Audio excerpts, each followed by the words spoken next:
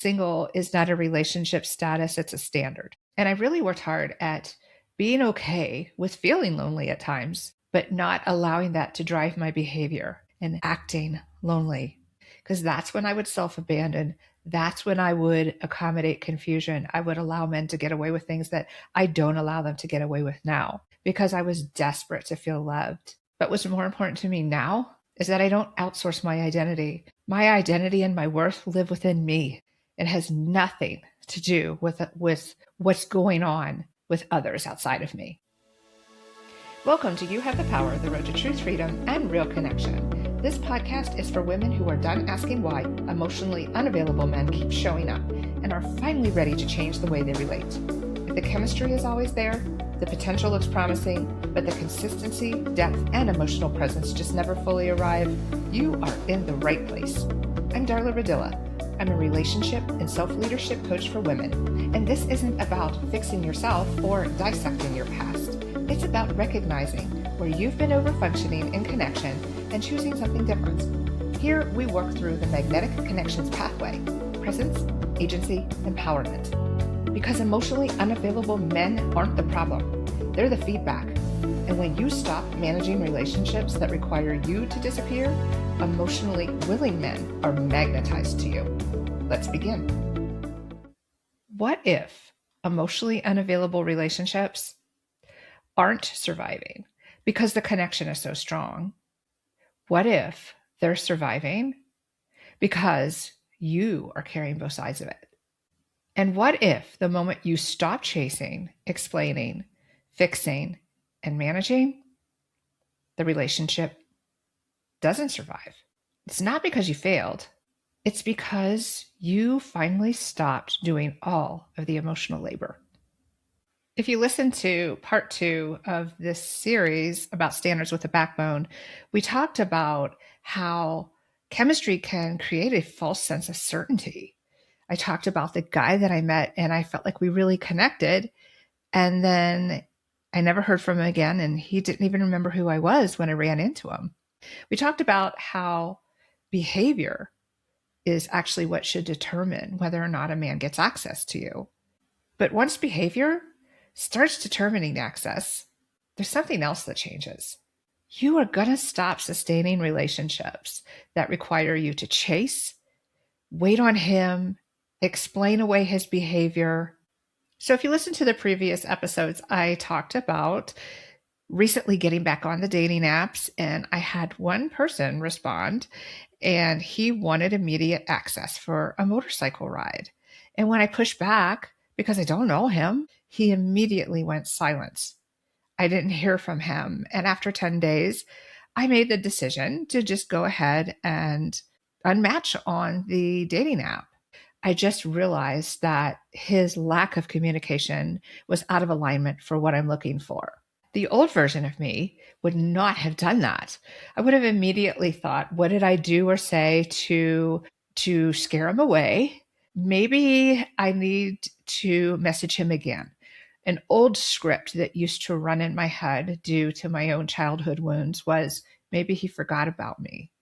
Maybe I need to message again. And this is a pattern I had with men in my past, where I would message them frequently or reach out or chase because I didn't want to be forgotten. I also thought about my profile and should I take off that I'm a relationship coach? And I decided that, I think I'll leave it on because it's part of who I am. And if that scares him off, better to know now than later. If he's going to be intimidated by the fact that I help other women to have healthy relationships and I expect one myself, oh, he's definitely not the right guy for me. His silence was so much information for me, and he probably didn't even realize how much he was communicating in his silence. But I've learned to read those signs, and I considered it a way of creating confusion and uncertainty. And I wasn't interested in participating in that because I don't accommodate confusion anymore. And the standards that I have on my profile, they're filters and they're not walls. In the past, when I was either in a relationship or dating or single, it was all about finding the one. And I've talked before about how movies really kind of romanticize that, the person who completes you. And I was always about, I need to find my person, because when I find my person, I'm going to be happy. I'm going to feel fulfilled. I'm going to feel loved. And sometimes we are so focused on finding that other person, we forget she's right there, right in front of us, every time we look in the mirror. And as I've continued to grow over these past few years, particularly the last 2 years, I was already working on my own self worth, self validation, becoming my own person, becoming comfortable in being single and alone. But the past couple of years has been a huge game changer for me. I no longer associate my value and my worth based on my relationship status. And I really worked hard at being okay with feeling lonely at times, but not allowing that to drive my behavior and acting lonely. Because that's when I would self abandon. That's when I would accommodate confusion. I would allow men to get away with things that I don't allow them to get away with now because I was desperate to feel loved. I'd love to find someone to share my life with. But what's more important to me now is that I don't outsource my identity. My identity and my worth live within me. It has nothing to do with what's going on with others outside of me. And I've had to get really comfortable being in my own skin. I travel alone a lot. I often go out by myself a lot locally. In fact, I pretty much do everything alone. Just a couple of weeks ago, I went out to hear some live music. I actually took my dog because it's a dog friendly place and tied her to the table and sat near the band so I could just dance by myself. And a couple of times I grabbed her paws and danced with her for a few seconds. But for a lot of that time, there was nobody else dancing. And I decided I didn't care. I was just going to have my own little party by myself. If someone joined me, which a couple of people did, great. Even better, in fact. Because I'm a musician and because my body moves with the music, I cannot sit still when music is playing. I feel the pull so strongly. And I decided I don't need to have someone ask me or invite me or be with me for me to still enjoy it. Standards with a backbone also means we're often going to have to let go of something. It's meant I've had to end relationships, friendships, marriages, situationships. Some I was glad as heck to get away from. Others I grieved deeply for. But I realized that they were taking up space in my life. Because if I'm giving all of my time and attention to something that's not going to go where I want it to go, that's not healthy, that's not aligned, that's with an emotionally unavailable man, there's no room for an emotionally willing man to move into that space. If you have too many clothes in your closet, how the heck are you going to fit more in when you buy new ones? You have to let things go to make room for something better. And when we let go, I don't think, as I've said before, that there is a hard and fast rule as far as how long you should be single, how long you should grieve. I think it's different for everyone. While I do think if it was a marriage and particularly a long-term relationship, you probably should take a little bit more time than just a casual dating this situation or a short relationship. But that hasn't always been the case for me. Now, after my last divorce, I was single for 2 years. I was heartbroken by that divorce. And I knew that I still had a lot of work to do because I went into that relationship thinking I was way more healed than I was. What I didn't consider is that I had been with a malignant narcissist for 10 years. I was still going to be making some mistakes, and we're never 100% healed. But I have to understand that I made the best choice I could with the person I was then. And I'm not that same person. Now, my last relationship only lasted 2.5 months, but it took me a good 6 months to feel normal again. My barometer of when it's okay to get back out in the dating world after ending a relationship is this. On a regular basis, can I be alone and not feel lonely? And in those moments when I do feel alone, how am I behaving? Am I keeping my standards with a backbone in place? Or am I giving in and being desperate and then self abandoning? And when I'm able to withstand the discomfort of being alone and still hold my standards, that's when I'm allowed to go back out in the dating world. Sometimes we have to break our own heart. Standards with a backbone doesn't always just mean saying no to a man you just met. Sometimes it means saying no to a marriage, and it means saying no to a relationship that you were really invested in. And sometimes it means following your intuition and listening to what your mind says over what your heart wants. When my second husband asked for a divorce, at the time, I didn't know I was in a relationship with an abusive narcissist. I didn't see the red flags because I chose not to. So that request for a divorce came out of nowhere in my perception in that moment. When I look back, the signs were there that it was coming. But when he asked for a divorce, I was crushed. I was so devastated. Because in the 10 years I was with this man, I was so madly in love with him. I worshiped the ground he walked on. I would have given him everything that I had. And I very mistakenly trusted him implicitly and never even thought we wouldn't be together the rest of our lives. And within 2 days, he said he changed his mind. And I don't know where the strength came from me because I was such a shell of what I once was and am now. There was barely anything left of who I was as a scrapper, as a fighter, as a, someone who stood up for herself. But somewhere in there was just that small shred of that Darla that survived a really crazy childhood. And she showed up when I needed her the most. And my standard with a backbone that day, even though my heart was dying, something in me said, absolutely not. You told me you wanted a divorce, and I'm not going to stay where I'm not wanted, and I'm still leaving. In addition to the heartbreak that I felt, I was financially abused as well, which meant I didn't have a penny to my name and I was unemployed. And I had to figure out a way to get an apartment and pay for it.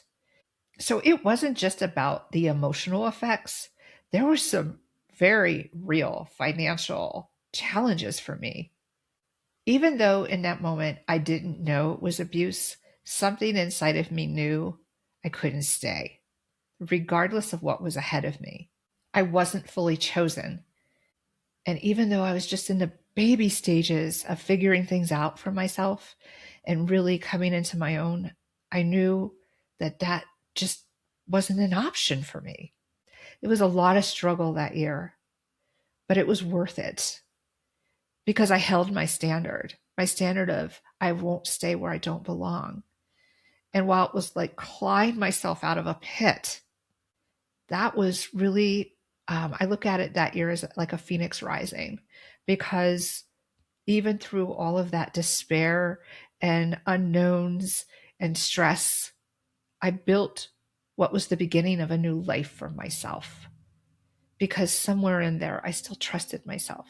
I still knew I could take care of me. And I wasn't going to stay with a man just for financial reasons or because I didn't want to face the heartbreak that was in front of me. In that moment that I left, and I had no idea how I was going to get over the heartbreak, where the money was come from. It was like free falling. And what I've found is in many areas of my life, I jump off the ledge and figure it out as I fall. But every time I do it, it gets a little bit easier because I've done it before. And that's what it is like leaving a relationship. If your standards aren't being met, and they're not going to be, it's pretty damn scary, particularly if it's a long-term marriage or relationship and there's financial stress coming ahead. But what's more important is your emotional health. And stepping off that ledge is going to feel scary. And while you're falling, it's horrible. And in some moments you want to give up and you want to go back. But if you give up on your standards and you don't allow the fall to continue and sit in the discomfort, you are never going to experience what it feels like to land on your feet afterwards. When you choose yourself and you leave a relationship and you jump, in that moment, it feels like the worst possible thing you could have done. But when you land on your feet, you look back and you say, thank God I had standards with a backbone. Because in order to get here, I had to come from there. And when you have the bravery and the courage to choose your standards over the evidence of how it's going to turn out, I can assure you, when you get to the other side of it, you will be amazed at how your life changes for the better. Not only will you personally grow, you'll believe in yourself more because you're going to realize that being with an emotionally unavailable man is not worth any of the cost it asks of you. That being your person to yourself is the best gift you could ever give. As we close out this final episode on standards with a backbone, I want to remind you that standards are not about putting up walls. They are not about punishing people. They are not about labeling someone as necessarily a bad person. Standards with a backbone is a form of self-trust. And before we go, I want to ask you these questions. Where in your life are you still emotionally sustaining something that's only surviving because you're carrying it? Where are you accommodating confusion? Because that feels safer than letting go. And where would your energy return if you stopped chasing, proving, and managing relationships and started just trusting yourself? And finally, are you willing to embrace your standards with a backbone and step off that ledge and feel the discomfort of the fall and then prepare to feel the empowerment when you land on your feet? And before we wrap up, there is something else really exciting that I want to share with you. Over the last 2 years of building this podcast, I've been learning the tech, I've been interviewing the guests, I've been creating the content, and I have made a lot of mistakes because I've had to figure it all out as I went. But I recently realized something. There are so many people walking around with something meaningful to say. They have a story, they have a message, a skill, an idea. They all have a voice, but they're so overwhelmed with how to share it and where to begin that they never start. So I decided to create a brand new course, and it's called Launch Your Podcast Without Losing Your Mind. This course is designed to help you go from idea to concept to recording and launching your podcast. And it's without getting stuck in all the perfectionism and information overload. And you don't have to figure out every moving piece by yourself like I did. Because the truth is, your voice actually does get clearer after you start. Podcasting has changed me in ways that I never expected. It wasn't just professionally. It wasn't just about learning all of the skills. I changed personally. If you've been following me, you know I started talking about narcissistic abuse recovery. But a year in, I realized my own recovery had shifted. And I was less focused on the past and more focused on the now and the future. So my podcast evolved right with it as my personal growth evolved. But I think that helped me to become more visible, more authentic. And it certainly helped me to trust myself. If there's something inside of you that's been whispering, I have something to say, this might be your invitation. See the link in the show notes to learn more. My passion is to help women to share their voices, whether it's in relationships or it's in a public platform. So I'm really excited about where this is going to go. And so before we wrap up today, first of all, this podcast is not going anywhere because my love and passion of podcasting remains in my passion about talking about emotionally willing men, and women breaking patterns with emotionally unavailable men still exist. So next week, we will start a brand new 3-part series on going no contact. This is something that a lot of women struggle with emotionally, especially when a relationship with someone emotionally unavailable ends. Going no contact is not punishment, and it's not playing games or manipulating. It's actually a form of radical self-respect, because the hardest part usually isn't leaving. The hardest part is what happens after you do. The silence and the withdrawal and the urge to reach out again is really hard to disengage with. You're feeling grief. You're feeling loneliness.